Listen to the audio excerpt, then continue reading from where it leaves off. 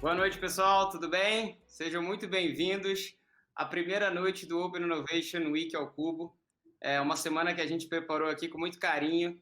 Vão ter vários conteúdos, várias conversas como a que a gente vai ter hoje aqui. Vai ter desde conteúdo de startup, de corporate, dessa relação entre as duas, do ecossistema como um todo, a evolução do ecossistema como um todo. O que a gente viu aí de 2021 e essa evolução dos últimos anos para cá, e o que a gente vê olhando para frente. Acho que assim, a gente preparou com muito carinho, porque a gente convidou gente do mais alto nível, como as convidadas que estão aqui hoje. Então vai ter um pouco de tudo, vai ter de conteúdo, vai ter pitch de startup, vai ter muito negócio sendo gerado, que é um pouco de para isso que o Cubo existe, para isso que o Cubo serve. E sem mais delongas, já quero apresentar as duas convidadas aqui, que eu estou ansioso com o bate-papo que a gente vai ter hoje aqui. A Júlia de Luca, especialista em tecnologia e sales do Itaú BBA, e a Laura Constantini, cofundadora da Estela Investimentos. Bem-vindas, meninas, tudo bem? Como é que vocês estão? Tudo bem, Pedro. Obrigada pelo convite. Ótimo, Pedro. Obrigadíssima. Muito legal estar aqui com todo mundo. Prazer é nosso. A casa do Cubo aqui é de vocês. Estão aguentando o frio aí de São Paulo ou não? Tá frio aqui, viu? Estou sofrendo também. Sofrimento. Boa. Júlia, quer puxar a conversa aqui ou puxar o bate-papo? Pode ser.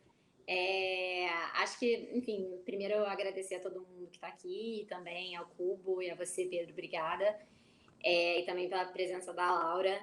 Acho que antes da gente começar, né, e partir direto para os assuntos que a gente vai abordar aqui hoje, eu acho muito importante a gente sempre como definir alguns conceitos que talvez para nós são super usados e usados de forma recorrente e para muitas pessoas não são, o que é, enfim, normal.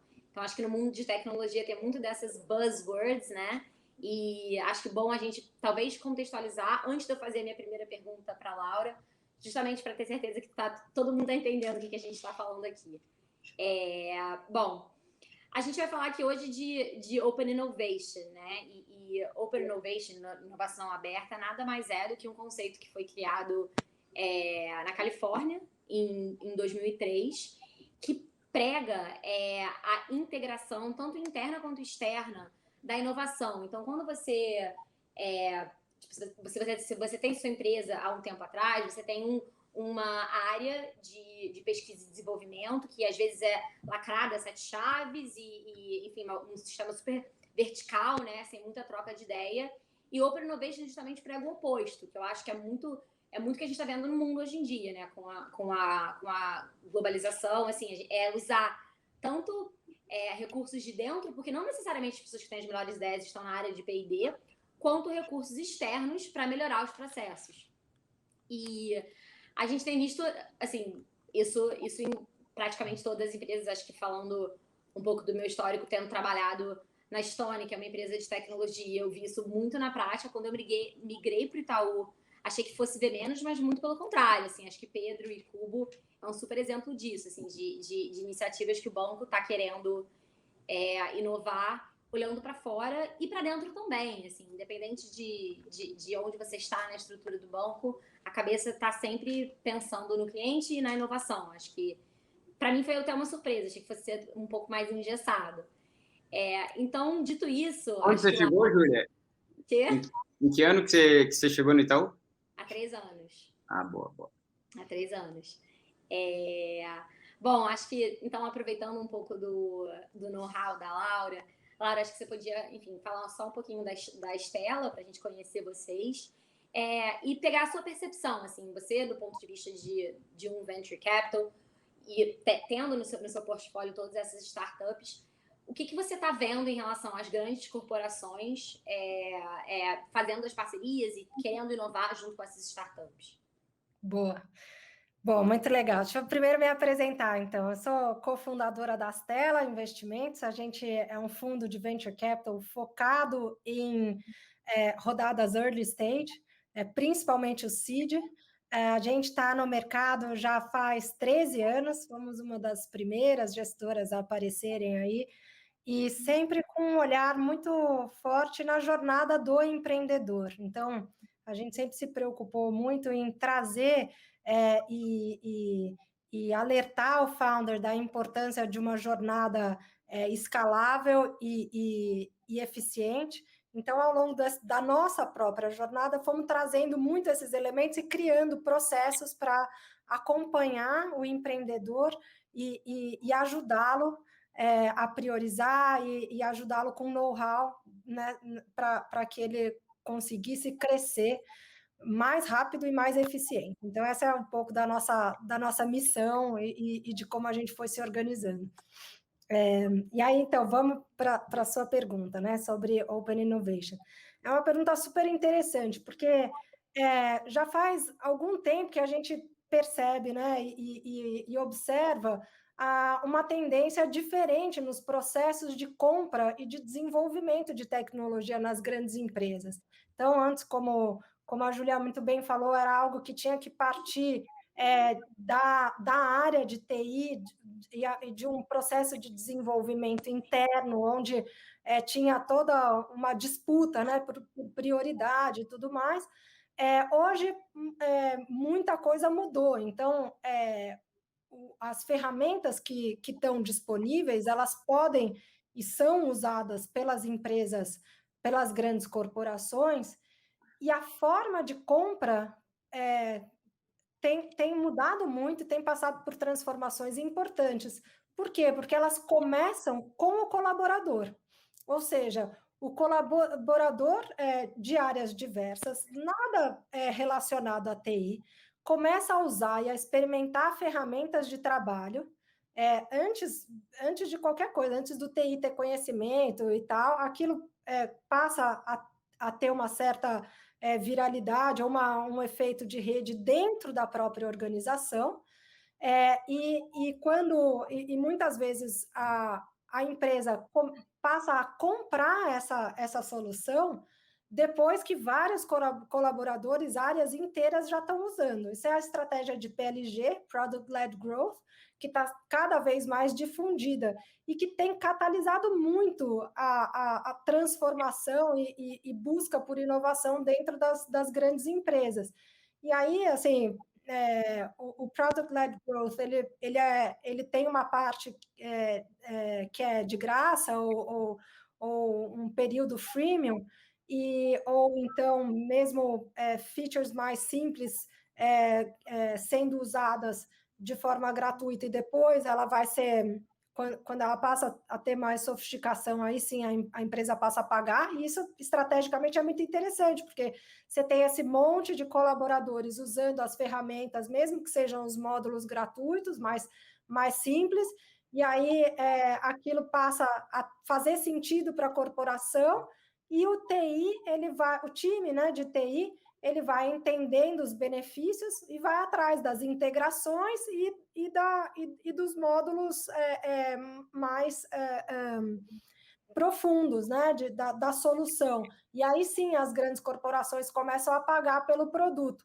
Hoje, dentro das empresas listadas nos Estados Unidos, as empresas de PLG perfazem 20 bilhões de dólares, mais ou menos. E aí tem a Twilio, o Slack, o Zoom, a Atlassian, várias outras que são ferramentas adotadas pelas grandes corporações. Dessa forma, colaboradores que começaram experimentando, aquilo evoluiu até que a empresa passou a contratar. Se eu pudesse completar aqui, eu acho que um ponto que você falou, Laura, e que você trouxe também, Júlia, que eu acho que casa muito aqui. A Laura falou muito no discurso aqui de growth, né? O PLG, o Product Led Growth, a lógica de crescimento através de produto, com base no produto, né? E a Júlia falou desse negócio de tal de Open Innovation, né? E, cara, essa lógica de inovação tá tão na moda que, em muitos casos, você usa virou água, né? Você usa para qualquer coisa, e muita gente entende errado o conceito de inovação, né? Não é aquela galera de meia colorida que fica no canto ali do escritório bolando teses mirabolantes, isolado do balcão, né? Isolado do cliente, né? Em alguns casos até né? Mas isso, em geral, é quando a empresa ainda não entendeu o que é inovação. Eu penso muito na lógica de inovação, e aí, Laura, eu estou falando aqui de grandes corporações que um pouco da minha história aqui, uma vez você concorda, que é uma lógica de, cara, na verdade é a grande empresa olhando para frente, falando, cara, a forma como eu tive sucesso lá atrás e que me fez virar grande, tinha, em geral, receitas de crescimento, né? Válvulas de crescimento, né? A grande parte das empresas aqui do Brasil, por exemplo, cresceram através de, cara, sou mais eficiente que meus pares, compro meus pares, cresço o mercado e vou consolidando o mercado, né? E agora, quando a gente olha, né, com cloud, infraestrutura tecnológica, os novos entrantes, afim, você olha para frente, cara, bom, beleza. O meu acionista está me cobrando aqui, estou falando aqui de empresas de capital aberto, mas não precisa ser. Meu acionista está me cobrando aqui olhar para frente, para os próximos 10 anos, e trazer valor presente aqui para o meu múltiplo, o crescimento futuro, né? Só que ele olha para essas empresas aqui, os monoliners, os cloudborns, os guiados por produto aqui, né? Os PLG, e ele compara comigo e ele fala, cara, esse cara aqui vai crescer muito mais que eu, né? Então, essa lógica de inovação é fazer coisas novas, é você olhar para frente e falar, cara, talvez o que me trouxe até aqui não é o que vai me levar para os próximos 10 anos. Então, essa lógica de inovação aberta, são formatos de como é que eu penso crescimento no longo prazo, né? E aí, na minha visão, o crescimento vem de duas grandes formas. Eu acho que a primeira é o que você falou, Laura, e tem muito uma mudança cultural aqui, que é a tal da transformação digital. É você olhar para dentro e falar, cara, bom, beleza, o que eu preciso aqui para gerar crescimento orgânico, né? Entra essa lógica de, cara, de uma mudança cultural, de você fazer uma visão orientada totalmente a cliente, totalmente a produto.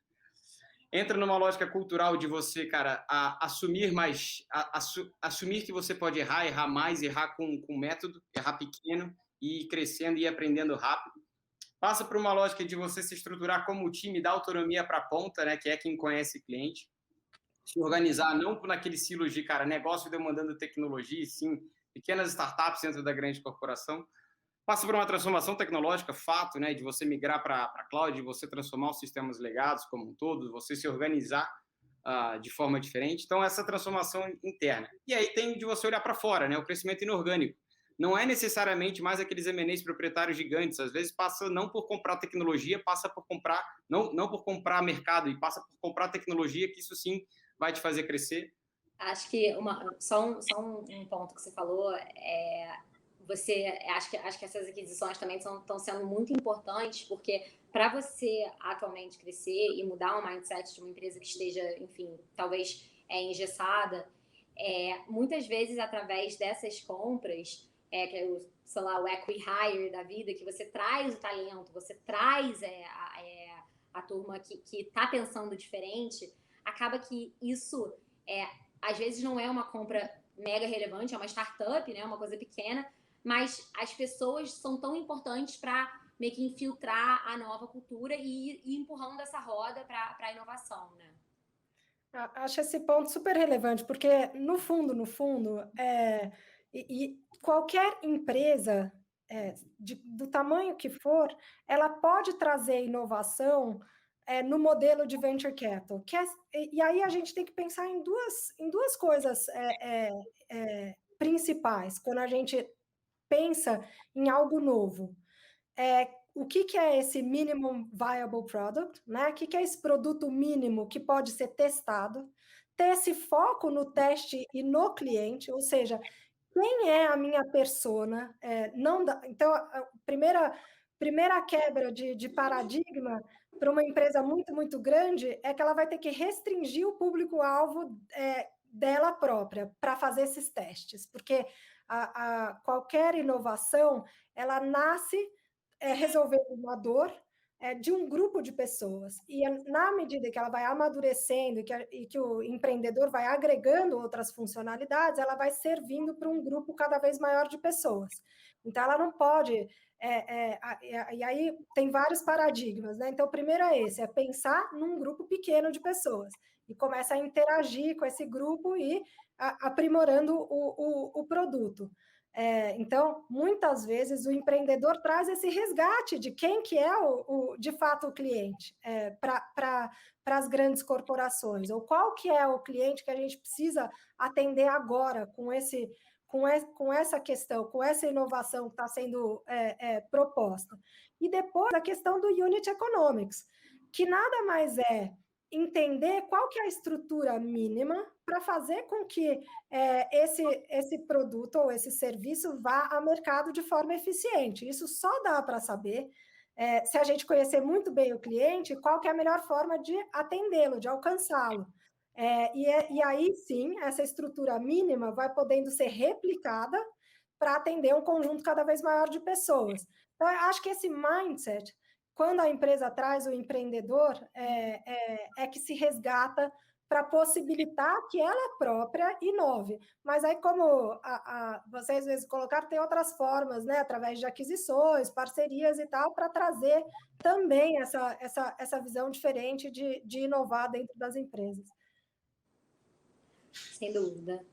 É interessante, porque agora, voltando um pouco para o ponto do Pedro, acho que como as empresas cresceram no passado é diferente de como elas vão crescer no futuro, né? E acho que, de certa forma, as corporações também estão aprendendo.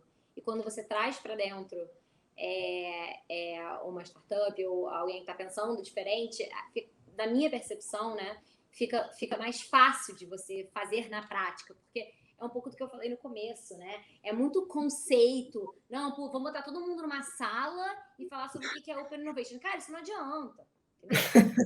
As grandes corporações todas já tentaram, isso não adianta. Primeiro que as pessoas não vão prestar atenção. Segundo que, assim, não, todo mundo tem que viver na prática. Então, acho que quando você... Uma das formas, né? Falando um pouco de Corporate Venture Capital, acho que uma das formas de você trazer inovação é justamente fazendo isso. Pedro Hill, não sei o que ele acha, mas não é verdade. Não, é total. A gente vê muito disso. Eu tô nesse mercado há um tempo, já vejo muito disso. É normal, é natural e é aquilo que a gente fala, né? Se a gente fala que é para aprender errando, cara, beleza. Botar todo mundo numa sala e ver que isso não serve tanto. Já valeu a educação. Não tentar, é uma das formas de você aprender e ir testando, né? Você entende que você precisa chegar no lugar. Eu acho, Júlia, que no limite, assim, essas grandes empresas, elas precisam aprender, acho que um pouco com gente como a Laura aqui, a Stella e afins, de, cara, lidar com a incerteza de um jeito diferente. Acho que e aí os Venture Capital só podem ensinar para a gente que eles ganham dinheiro, o core business deles é incerteza. E aí eu acho que a lógica toda é, cara, o que é risco e incerteza? E essas grandes empresas ainda existe muita confusão. E grandes empresas, eu digo assim, cara, gente que eu acho muito foda, muito boa, ainda tem putz, qual que é a lógica de risco e o que é incerteza? Você, às vezes, e aí eu vou falar aqui, deve ter gente aqui que trabalha em grande empresa assistindo a gente, que eu vou falar aqui, vocês podem ver se não se reconhecem aí. Às vezes a grande empresa, ela tem duas formas tradicionais de lidar com a incerteza. A primeira é, cara, tem uma incerteza aqui, fala, não, tem risco de dar errado, então não vou fazer, né? Só que no limite, você não reduziu o risco, né? Você, ao evitar a incerteza, alguém pode ir lá tocar aquela incerteza e com muito menos rapidez que você, e um deles dá certo, cara, guess what? Você tem agora um grande risco aqui, porque você tem um novo competidor. A segunda forma é assim, puta, não, essa aqui é uma incerteza que eu acho que vale a pena a gente atacar, a gente não sabe como é que vai ser aquele mercado, mas a gente sabe que aquele mercado vai ser grande. Tá, vou contratar uma consultoria caríssima, ela fica aqui 6 meses comigo, faz um plano mirabolante, que não pode dar errado, porque, cara, tá tudo planejado ali para os próximos 5, 10 anos. Afinal, eu gastei também, assim, uma grande soma de dinheiro, de recursos para trazê-la para cá, né? Exato. E aí você vai e coloca... Aí, bom, beleza, você tem aquele plano, você aprova aquele plano, você vai, você coloca time, você coloca dinheiro, você coloca esteira de tecnologia, cara, bom. O que aconteceu? Você acabou de aumentar o risco daquele projeto, porque agora matar ele é custoso para o executivo, é custoso já que você já botou dinheiro, você já botou tempo, você já botou pessoas. E a incerteza você não reduziu, porque você não testou empiricamente, de fato, aquele plano mirabolante. Então você agora tem um risco alto e a incerteza continua alta também, né? A lógica do que eu falo aqui, e eu acho que um pouco agora já entrando nessa lógica de, cara, Open Innovation e formatos, é uma lógica de, cara, como é que grandes empresas aprendem a lidar com risco e incerteza de forma diferente, dado que precisam, esse negócio que a gente chama de inovar, que cara, precisam achar novas formas de crescer, novos modelos de crescimento. E isso passa por vários modelos, assim. O que eu acho que os Venture Capitals vêm e nos ensinam muito é que você pode fazer de duas formas. Ou você pode dar a sorte de contratar um Jeff Bezos, um Steve Jobs, que esses caras vão inovar para você e fazer a tua empresa um Musk, né, da vida. Ou você vai numa lógica de portfólio. Muitas apostas, pequenas apostas, aquelas que forem apostas baratas e apostas que vão se desenvolvendo em ciclos rápidos. Aquelas que forem, cara, se comprovando empiricamente que tem sucesso, que vale a pena crescer, você reinveste. Aquelas que você está vendo que estão demorando muito, afins, cara, você tem que ter a disciplina de matar. E ao matar, você vê, cara, isso aqui custou pouco. Eu vi que não tem mercado, eu vi que aquele pode até ter mercado, mas aquele approach, aquele produto para atacar aquele mercado não funciona, então eu vou de outra forma. Ao fazer isso, você, cara, você está reduzindo a incerteza de várias formas, de uma forma barata, de uma forma rápida.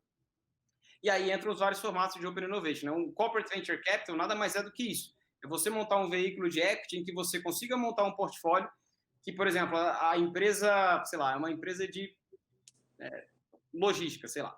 Você pensa que em 10 teses que logística pode se transformar no futuro e fala, cara, você dá aqui para o veículo de investimento, pode ser um fundo de existência, você pode montar um fundo que seja, você fala, cara, me acha os melhores sócios ao melhor preço para essas teses. Né? Isso é um formato aqui de Corporate Venture Capital. Você pode falar, não, cara, acha as melhores oportunidades e vamos trazer para cá. E aí você pode pensar dos mais diversos incentivos aqui. Eu gosto muito ao falar de Corporate Venture Capital, mas aí a Aura vai poder falar muito melhor sobre aliar os incentivos desse veículo com o empreendedor, é o mais importante. Né? Mas existe isso, existe o próprio M&A, que é o M&A, acho que das grandes empresas, o M&A proprietário precisa se reinventar e pensar em, cara, como é que em vez de comprar mercado, eu penso modelos em fazer várias aquisições bem menores, mas comprar tecnologia que sim vão me trazer crescimento, vão me trazer mercado no futuro. Mas como é que, cara, eu consigo ter o mesmo ritmo dos VCs, que fazem deals assim, super rápido, né? Porque senão perde. Os VCs estão super capitalizados, os investidores internacionais sabem do potencial que é o Brasil e, cara, estão mega capitalizados, ou seja, senão vai ficar para trás. Fora isso, tem a forma de você também, do Open Innovation tradicional, que é você entender as necessidades, as teses a longo prazo, as necessidades a curto prazo das áreas de negócio e achar as startups com os melhores fundamentos para fazer um plug and play rápido e já gerar aquela inovação interna, fazer uma POC, né, a famosa prova de conceito, fazer a integração rápida e botar para rodar. E existe um outro conceito que eu vejo cada vez mais crescendo agora e acho que começando a virar também mais um modus operandi de empresas que estão querendo ir nessa lógica de portfólio de pequenas apostas em tecnologia, que é o Venture Builder, né? Você montar uma estrutura para você criar os seus speedboats rapidinhos e testar da forma mais barata possível, numa esteira talvez de preferência apartada da grande empresa, para fazer essas lógicas, esses testes de hipótese rápida. Acho que esses são os formatos mais tradicionais aqui como um todo. Vou aproveitar, Laura, para te perguntar, vocês já co-investiram com algum Corporate Venture Capital? E se sim, como é que foi a experiência? E contar um pouco para a gente o que você acha, como é que você está vendo as empresas fazendo isso? A gente já não temos restrições de trazer Corporate Ventures para o cap table. O que eu acho que é importante é que quando um empreendedor ele cria a empresa dele e a ótica dos fundos também, né, é que ele tem que ter um foco inicial para ele poder desenvolver o produto dele mais rápido, mais escalável e crescer muito, mas ele tem que garantir todas as opcionalidades, porque ele está muito no comecinho da jornada dele e ele vai ter muita escolha pela frente. Então, o maior medo de um corporate venture é que, se der certo, aquela empresa vai ficar sendo um alvo só para o corporate ventures. Ou seja, o medo de que a solução daquela empresa e todo o plano de negócios seja moldado para caber nas necessidades da grande corporação.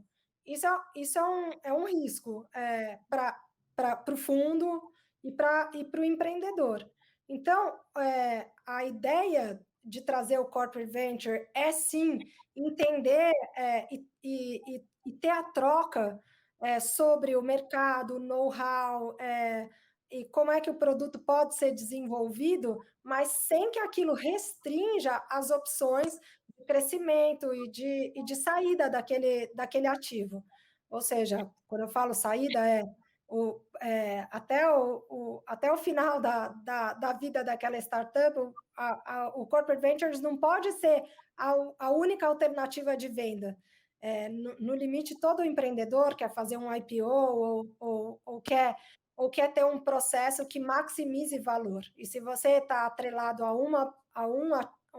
um ator só, existe uma limitação grande desse valor, sob a ótica do empreendedor e dos próprios fundos de venture capital. Então, a ideia é super legal, corporate ventures são agregam muito valor, tem um valor incrível nas trocas, mas ele não pode restringir a estratégia e nem as alternativas de saída. Acho que é esse o receio.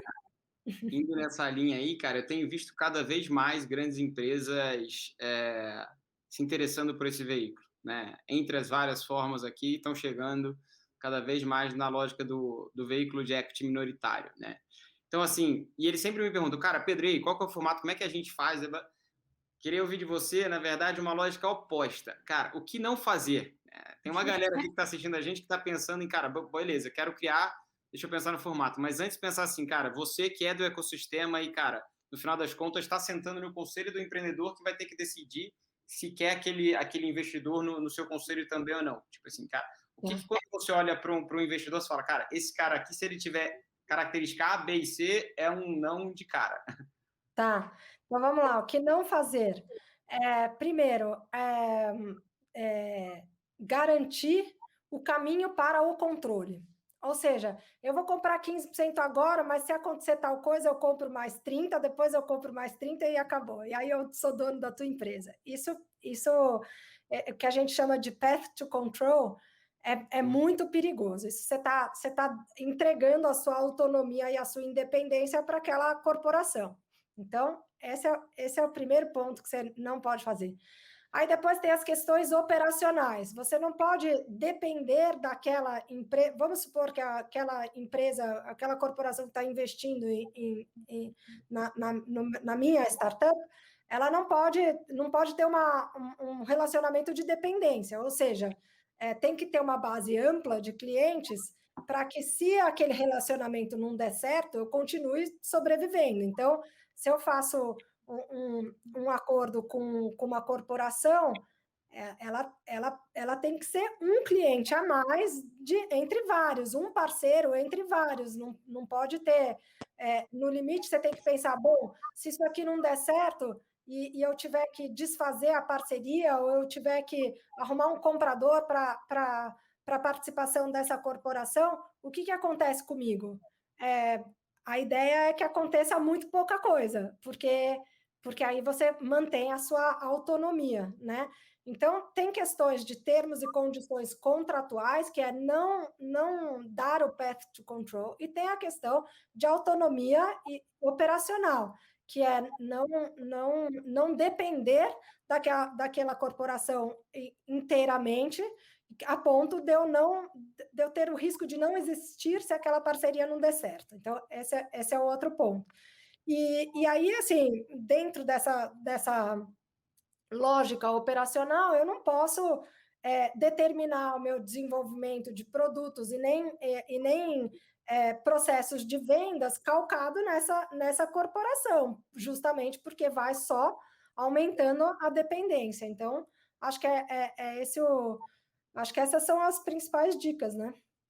Acho que explorando um outro lado, né, o lado da startup, acho que também tem a turma de startup aqui assistindo a gente, o que como uma dessas empresas você deve tomar cuidado ou fazer atenção no relacionamento com essas grandes corporações, porque acho que, de certa forma, apesar da gente estar falando aqui que tá acontecendo, é super comum, tem aquele medo da grande corporação meio que engolir, né, a empresa. Então, assim, de que forma que você acha que tem que ser esse relacionamento? Entendi. Não ser 100% dependente, mas alguma outra dica? Acho que tem uma questão da governança do dia a dia também. Por quê? Porque a velocidade de uma startup tende a ser muito maior do que a velocidade de uma empresa maior. Então, também você tem uma alçada de aprovação flexível, ou pelo menos que as coisas urgentes não dependam da aprovação dessa empresa. E para isso você tem que ter um plano de negócios e ter conversas no conselho, onde você já pré-determina que em as coisas dando certo, você vai tendo alçadas e autonomia para aprovar contratações, para aprovar contratações de pessoas, até de outras empresas, parceiros, etc., para não restringir teu crescimento. E ter no seu conselho e no seu cap table diversidade também, para que outras vivências, experiências e opiniões possam se contrapor dessa grande corporação ou desse grande corporate ventures. Ou seja, por quê? Porque você limita o conflito de interesse, talvez. Acho que esse que é o ponto. E aqui, Laura, até nessa lógica, né, pensando nessa governança para dar certo e tal, importante, cara, antes de decidir, né, aceitar o investimento ou virar sócio de uma grande corporação, é você pensar, do mesmo jeito que o empreendedor pensa num VC, ele está pensando, claro, no capital, mas ele está pensando no smart money, né? Assim, cara, como é que aquele VC vai me ajudar, cara? Com conhecimento dos sócios, com o networking dos sócios, que portas vão me abrir e tal, ou seja, como é que aquele VC vai me ajudar a chegar no meu plano, né? Acho que é a mesma lógica olhar para aquela corporação e falar, bom, beleza, como é que essa grande corporação aqui, se não é o smart money, pode até ser, tá? Em muitos casos, assim, cara, o que eu quero daquela empresa? Por que eu quero ser sócio daquela empresa? E aí, garantir que na governança você consegue gerir isso e extrair o valor mútuo dos ativos complementares, né? Eu falo muito que, cara, se por um lado a startup é o empreendedor, é o produto, a tecnologia leve, né? A infra leve e velocidade, por outro lado, a grande corporação é a marca e a distribuição, né? Então, isso eu estou fazendo uma visão super simplificada aqui, mas como é que você garante isso na entrada, né? Eu acho isso super relevante. Aí a gente até fala com os empreendedores que, assim como tem o Ideal Customer Profile, tem o Ideal Investor Profile. Por quê? Porque as demandas e os desafios das empresas ao longo do tempo, elas vão mudando. E tem investidores adequados para cada estágio, para cada rodada. Então, se você for pensar sob essa ótica, dependendo da startup, dependendo do corporate venture, esse casamento ou esse investimento, ele vai fazer mais sentido no early stage ou no late stage. E é muito importante pensar nisso. Por quê? Porque, eventualmente, uma troca de estágios pode trazer muito conflito dentro do conflito de modelo mental, conflito de interesses. Então, eu acho que esse é um ponto para se observar, né? E os próprios corporate ventures já estão percebendo isso, estão buscando teses que eles mais se familiarizam e podem ajudar mais dentro dessa dinâmica, né, de interação entre as duas partes. Então, acho isso super relevante e, assim como o corporate venture vai ter a tese dele, o empreendedor tem que ter também em mente o que ele quer. Qual que é o ideal investor profile que ele está buscando. Ainda mais num cenário que a gente está hoje, né, Laura? Que foi até, acho que você mencionou no início, assim, são muitos fundos, muito dinheiro, muitos pockets, muitas empresas querendo fazer, né? Então, assim, acho que é um desafio para a startup, enfim, escolher quem colocar no cap table, quando. Acho que essa informação é super importante. Total, e pensar... Desculpa, Pedro, deixa eu só complementar aqui. Pensar que preço e valuation só é preço quando na saída, na liquidação. Então, tudo que estiver sendo combinado tem que prestar atenção nos termos e condições, porque tem coisas que vão limitando o ganho ou a precificação daquele ativo. E aí tem N elementos e ferramentas dentro de um contrato que tem que prestar atenção, e isso é para os dois lados, porque se por um acaso o empreendedor aceita porque não entende, e o próprio Corporate Ventures também não está atento para situações que vieram de outras rodadas, aquilo torna depois, né, quando é pego de surpresa, aquilo torna o relacionamento muito difícil, torna complicado as próximas rodadas e os próximos desafios. Então, é muito importante que os dois lados prestem atenção, né, nesses combinados. A Júlia tocou num ponto aqui que é capital, né? Ou seja, a oferta de capital. Eu lembro que eu, pelo lado do Itaú, 5 anos atrás, em 2014, quando a gente encontrou seus velhos conhecidos aí, Laura, o pessoal da Redpoint, a gente juntos falou, não, vamos criar um modelo de negócio aqui para começar a atuar nesse mercado, né? Que fazia sentido para os dois. A gente falou, bom, beleza, qual que é esse modelo de negócio? Eu lembro da gente indo para o Vale do Silício, Londres, Israel, China, e voltando, falando, bom, o que nos separa desses, quais são os nossos gaps em relação a esses ecossistemas mais envolvidos do mundo, né? Ecossistemas de tecnologia como um todo. E a gente falou de algumas coisas muito claras, assim, específicas, né? Uma delas era acesso a capital, né? Estou falando aqui de 2014, né? Acesso a capital. A outra era um regulador mais ativo em prol desses novos entrantes, dos empreendedores, de fato. Tinha uma lógica que, grandes corporações já estavam muito acostumadas nesses ecossistemas a ser opção de saída para os investidores, coisa que no Brasil ainda, estava longe. E a gente falava um pouco dessa visão como um todo, né? E aí, quando eu olho para hoje, assim, depois de 5 anos, não à toa, umas métricas muito claras, assim, capital, acho que não é mais problema. Um bom empreendedor com um bom projeto, um bom time, consegue investimento, né? Assim, não à toa a gente vê a quantidade a gente competindo de igual para igual a quantidade de unicórnios com todos os países, economias mais potentes do mundo aí, né? Só perdemos para a China e Estados Unidos hoje, né? Eu falaria além, assim, acho que, e do ponto de vista do regulador, que foi um dos pontos que vocês trouxeram, né, lá em 2014, assim, acho que o Banco Central é um super exemplo de um regulador que está, assim, super pró-inovação e querendo abraçar e querendo entender, chamando a turma lá de mercado para conversar. Então, acho que ainda faltam em alguns outros, em algumas outras esferas, mas acho que a gente também caminhou nesse sentido. Mas, a gente começa a ver em várias, assim, Júlio. Então, era esse o ponto, assim, capital não é mais um gap, regulador, em várias indústrias você já começa a mudar. Indústria de saúde, indústria de educação, telemedicina, ensino à distância, financeira nem se fala. Até, a de seguros começa a fazer lá a SUSEP começa a fazer seu sandbox, afins, querendo testar.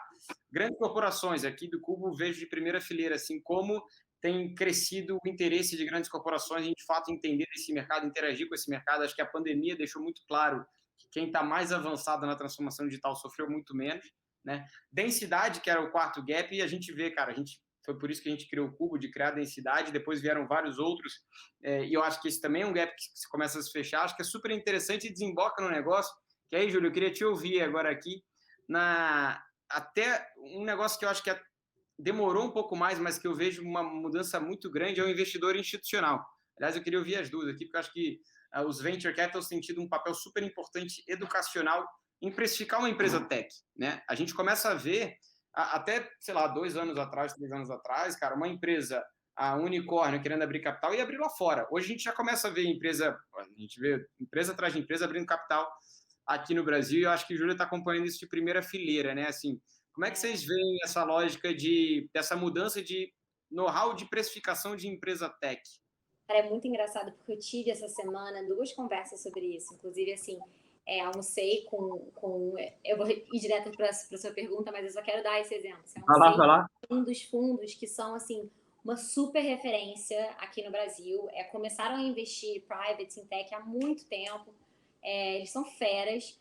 E eu estava justamente conversando com eles sobre uma coisa que eu já conversei com a Laura, que era, a gente queria fazer tipo como se fosse um one-on-one para os investidores institucionais, que apesar deles já saberem muito, de serem super feras, é sempre bom escutar de um venture capital como que é o valuation das empresas, como que olha por aqui, olha por ali, o que a gente está vendo, né? A gente está vendo várias empresas, como você mencionou, vindo ao mercado, e apesar da turma tá nessa curva de aprendizado e tá começando a efetivamente entender o modelo de negócios, ter um analista de tecnologia, ainda falta um catch-up. Então, a gente recebe muito, assim, tem, sei lá, uma empresa que está vindo fazer IPO, uma Melius da vida, por exemplo, super bem sucedida. não sabia como modelar, não sabia o que fazer, assim, e é engraçado que aí eu vou trazer o ponto, assim, até os mais feras, tipo assim, não, Júlia, a gente sabe muito, mas assim, se você marcar a aula com ela, eu quero. Assim, então é engraçado, porque então acho que contribui muito para a sua pergunta, né? Porque de fato tá todo mundo correndo atrás. Já falei disso em alguns outros podcasts, assim, a turma começou investindo na física e agora estão investindo na jurídica, estão se aproximando do ecossistema. Só que aí ainda falta muito, né? Então, você vê qualquer coisa. Quando eu mencionei isso na minha, não, já pode marcar, tem que até falar com a Laura sobre o assunto, entendeu? Então, acho que os fundos institucionais e o pocket institucional, ele é inegável, assim, ele está cada vez mais atento e está cada vez querendo aprender mais. Como consequência, se você olha recentemente, tantas empresas que foram listadas quanto as que talvez não foram listadas agora, mas serão posteriormente, a grande maioria de tecnologia. Então, assim, quão importante isso ficou, né? Acho que, Laura, você vai complementar, mas para mim está acontecendo todo dia. Total.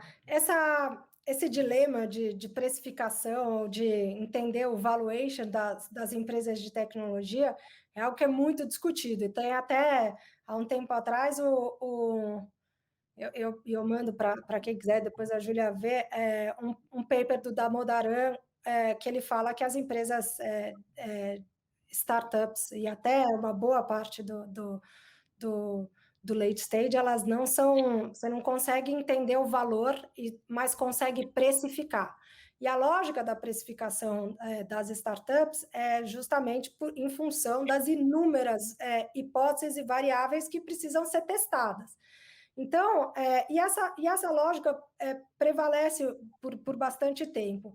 Então, no fundo, como é que a gente entende que aquela empresa a gente tem que comprar uma participação de X por valuation de Y, ou qualquer coisa assim, né? Então, como é muito difícil de você valorar, entender o valor, que normalmente é feito por um DCF, a gente precifica as rodadas de acordo com benchmarks. Ou seja, o que aconteceu com as empresas que tiveram performances outstanding, excelentes, quando elas estavam captando a rodada seed. Então, a gente pega uma base de dados muito grande e entende que as empresas mais bem-sucedidas e mais eficientes fizeram a trajetória dentro, né, dos segmentos, né, para comparar modelos de negócios semelhantes, e depois posso até falar um pouco o que para a gente são modelos de negócio, fizeram a trajetória do seed até a série A com uma média de recursos e vendendo um X de participação por aquilo. E aí, portanto, você vai ter o valuation daquele ativo naquele momento. Então, é assim, e aí quando a gente vai olhar as empresas, a gente vai entender qual que é o modelo de negócios, qual que é a atração, com qual velocidade aquela empresa está crescendo, se aquele montante de recursos que ela está pedindo é condizente com alguma régua de eficiência que a gente consegue mensurar e consegue avaliar, né, se aquilo vai ser possível ou não, e vai negociando com o empreendedor ou discutindo com o empreendedor a questão da participação. Então, é um pouco, resumidamente, é assim que a gente olha. Então, dentro de todos os nossos critérios, a gente vai entendendo onde que tem um colchão, que a gente pode ceder um pouquinho mais ou de volume de investimento, ou de valuation, e aonde que a gente acha que está correndo mais ou menos risco, pensando sempre nessa trajetória de uma rodada para outra. Então, a gente faz sempre a analogia de que Venture Capital é como subir o Everest. Você sai de uma base e vai indo até cada ponto. Não dá para pensar na jornada inteira. Então, o que dá para fazer é entendendo e comparando as performances entre as rodadas. É um pouco como a gente olha. E aí, o late stage tem uma parte do negócio que vai dar fazer, para entender valor e o DCF, tem outras partes que terão que ser precificadas, porque, pensa, se a gente está falando de uma empresa que tem X anos, vai ter um MVP que surgiu aqui e que já tem que estar gerando caixa na época do IPO e vai ter outras adjacências ou outros produtos que foram lançados que a gente vai ter que olhar como se precifica uma opção. Então, é uma mistura das duas coisas. Aí, no late stage, sim, a gente olha número, olha, entende a trajetória, olha como é que cresceu no passado, entende qual que é a proxy para o futuro. Dá para fazer, tem N cálculos que a gente vai observando, né, na performance e no padrão de crescimento dessas empresas, no late stage também, para chegar num prêmio ou num desconto em relação ao que a gente está olhando. Então, o late stage ele é uma mistura do valuation tradicional com modelos de precificação. Maravilha. Pessoal, essa conversa aqui, ela dá pano para manga, a gente iria aqui uma atrás da outra, depois eu já ia perguntar aqui para a Laura sobre o modelo de negócio, que ela falou, não, como é que você precifica, como é que você compara, mas a gente já passou aqui do nosso tempo de conversa. Queria agradecer muito a você, Laura, a você, Júlia, pelo nosso bate-papo aqui, foi muito legal, acho que foi uma boa forma da gente começar aqui a nossa semana de Open Innovation Cuba, que acho que vai gerar muito negócio aqui ao longo dessa semana. Obrigado. Imagina. Vamos continuar essa conversa, então. Tem muita coisa aí, assuntos que ficaram pendentes. Certamente. Vamos. Obrigada aí pelo convite, pessoal.